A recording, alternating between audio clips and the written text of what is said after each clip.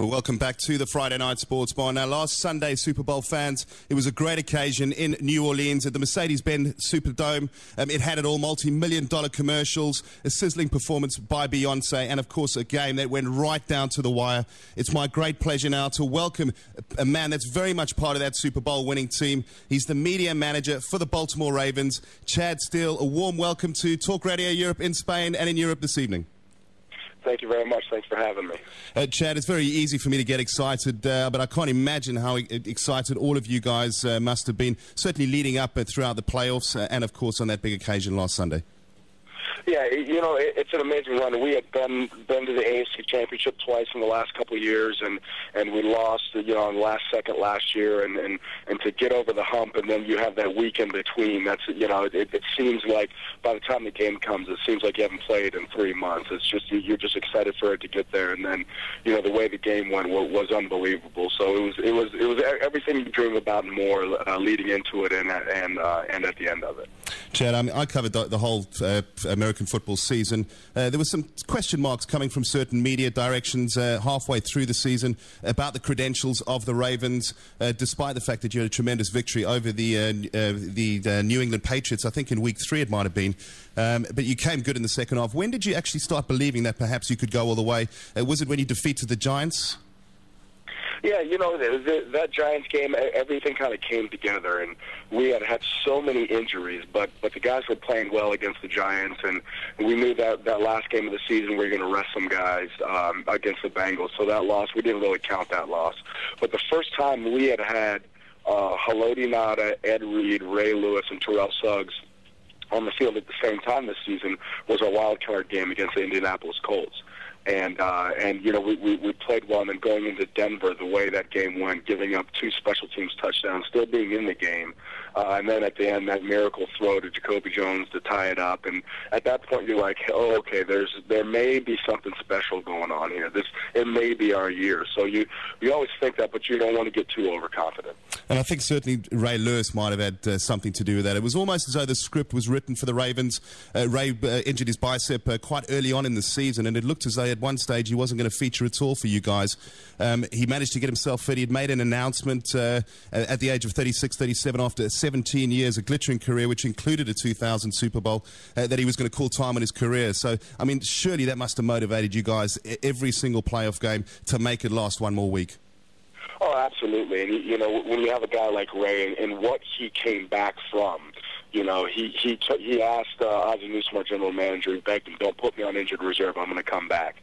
And to see what he went through and what Terrell Suggs went through, you know, to come back from an Achilles injury where people said he will be out for the year, and then he had the biceps injury, and Ray announcing his retirement and saying, you know, hey, we don't want him to go out and lose. We owe it to him to give it all we have. So it really was magical. And each week, you know, you could kind of feel it building and building. Like you said, you know, if someone had written this script and turned it into Hollywood, they would have laughed in their faces. You know, it's, you know, the Baltimore Raven retiring. And then, you know, for that Super Bowl, the day before, we find out that Jonathan Ogden, you know, who was picked right ahead of Ray, the first Baltimore Raven ever drafted, was elected to the Hall of Fame. So you have that leading into the game, leading us into us winning, and Ray kind of being able to ride off into the sunset. So it really was an amazing, emotional couple of weeks.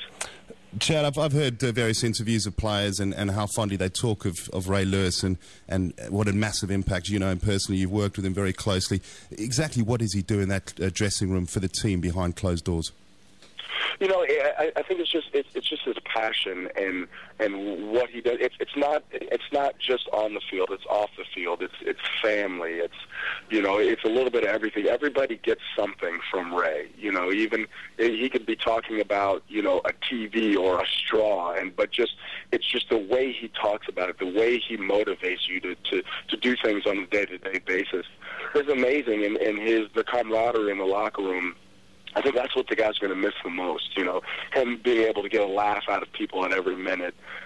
you know, the impressions that people do of him, of his dance, of his motivational tactics. It's a little bit of everything. And he said, hey, I'll still be around. You know, he's still going to come around. He's not selling his house up in Baltimore.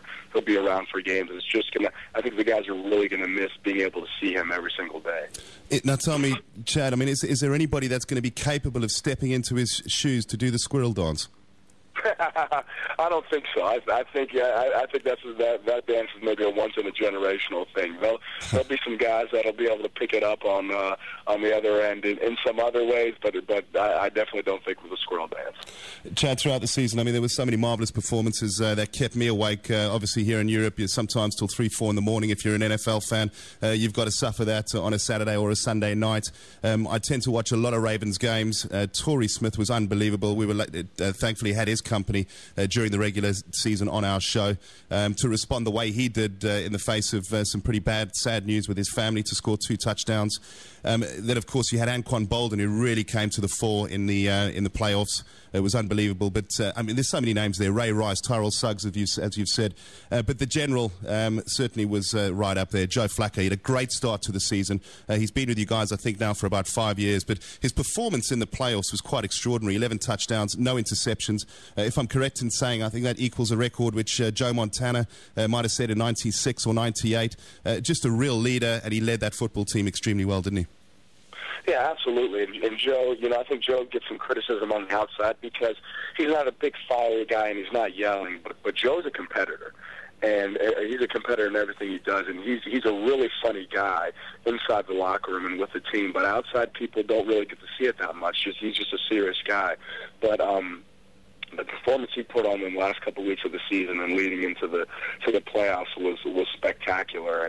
And it's something that we have seen. We've seen it in practice, and we've seen it in the games over the last couple of years. But it's just there was a different air of confidence about him. You really knew something special was going on, and everybody's just so happy for him. And I think everybody within the organization knew that he had this in him.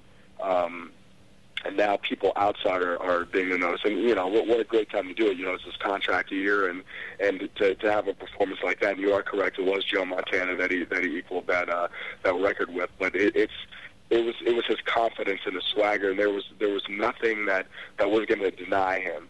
You know, and he instilled that confidence in, like you said, with Ray Rice, and with Torrey Smith, and with Anquan Bolden, and taking chances and letting those guys go and make plays. And he's earned every accolade he has gotten and is going to get. MVP in the Super Bowl. Contract needs to be signed. A new contract needs to be given, which I'm 100% sure is going to happen to the Ravens. Lots of talk that this could be a $100 million man. Yeah, you know, it could be, and it will happen with the Ravens. He's not going anywhere, you know, and Steve Bisciotti, our great owner, probably the best owner of sports, said, hey, I will happily open my wallet for Joe, because he's proved what he's worth. And sure. It's, you know, is it $100 million? Isn't it $100 million? It's you know, who knows exactly where it's going to land, but he is going to be very well paid, and he will have earned every cent of it. Do you think that it might increase the pressure on his shoulders coming into next season?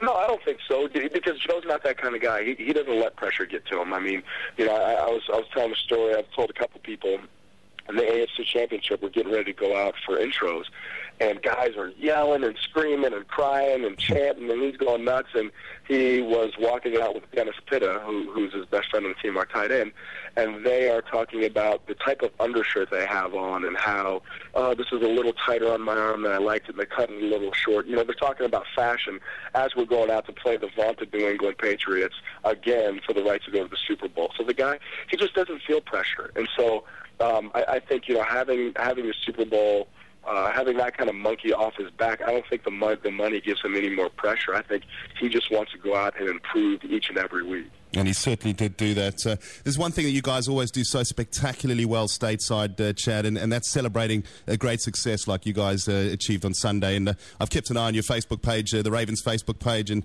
the website as well. And I've seen some of the celebrations that you've taken to your fans at the stadium and around the city as well. Just give the listeners out there a little bit of insight as to how much fun you guys have been having in the last week. Oh, it's been amazing. You know, we had our victory parade on Tuesday, and Rough estimates, probably about 300,000 people lining the streets.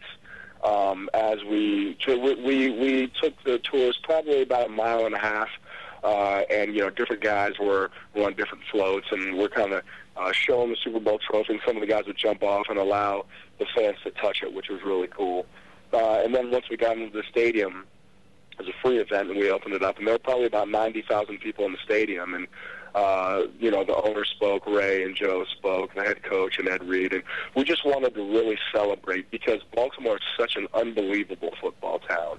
They love football, they love the Ravens, and so we wanted them to understand that we're sharing this with them. This isn't just the Ravens. This is for all of Baltimore, really for all of Maryland. So we wanted to be sure that everybody could have a little piece, could be able to touch it.